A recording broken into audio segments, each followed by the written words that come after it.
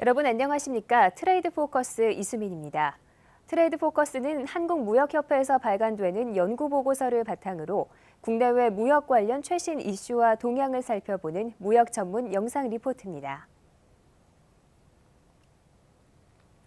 국내외 무역시장 정보를 전해드리는 트레이드 포커스. 오늘은 FTA 시장에서 선전하고 있는 우리 중소기업에 대한 소식 준비했습니다. 한국무역협회에서는 지난 3월 최근 중소기업의 수출 동향과 수출 확대 방안 보고서를 발간했는데요. 보고서에 따르면 미국과 EU, 아세안 등 FTA 체결 3대 시장에서 대기업과 중견기업에 비해 중소기업의 수출이 증가한 것으로 나타났습니다. 2012년 중소기업 수출은 1,026억 달러로 지난해보다 1.1% 증가해 대기업, 중견기업의 감소세를 만회하는 역할을 했습니다. 또한 3대 FTA 시장에 대한 수출도 중소기업이 양호한 가운데 원유를 정제하는 석유 제품을 제외할 경우 미국과 EU, 아세안 시장 모두에서 중소기업이 더 선전한 것으로 나타났습니다. 하지만 여전히 중소기업의 수출 기반은 취약한 것으로 분석되는데요.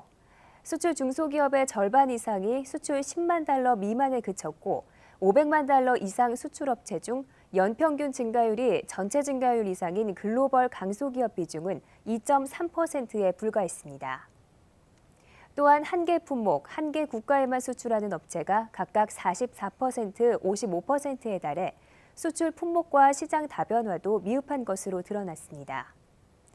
그렇다면 우리 중소기업의 지속적인 수출 확대와 글로벌 경쟁력을 강화하기 위해서는 어떻게 대처해야 할까요?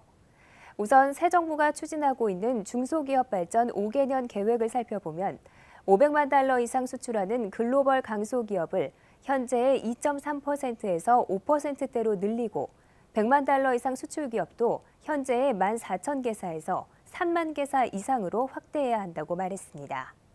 또 내수기업의 수출 기업화를 적극 유도해 중소기업의 수출 참여율을 제고하고 기업의 특성에 따른 맞춤형 수출 지원 프로그램 개발 또한 시급한 것으로 나타났습니다.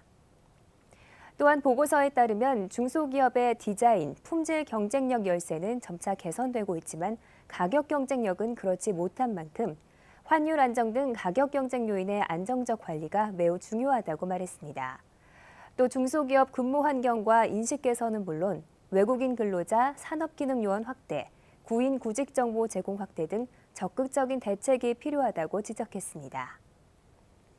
계속되는 대기업과 중소기업의 양극화 현상 속에서 중소기업의 FTA 시장 수출 선전은 반가운 소식이 아닐 수 없는데요. 창의성과 역동성을 갖춘 중소기업의 수출 확대를 위해서는 정부와 기업의 다각적인 노력이 필요할 것 같습니다. 오늘 준비한 소식은 여기까지입니다. 자세한 내용은 한국무역협회 홈페이지와 모바일 앱 스마트 기타를 통해 확인하실 수 있습니다. 지금까지 트레이드 포커스 이수민이었습니다. 고맙습니다.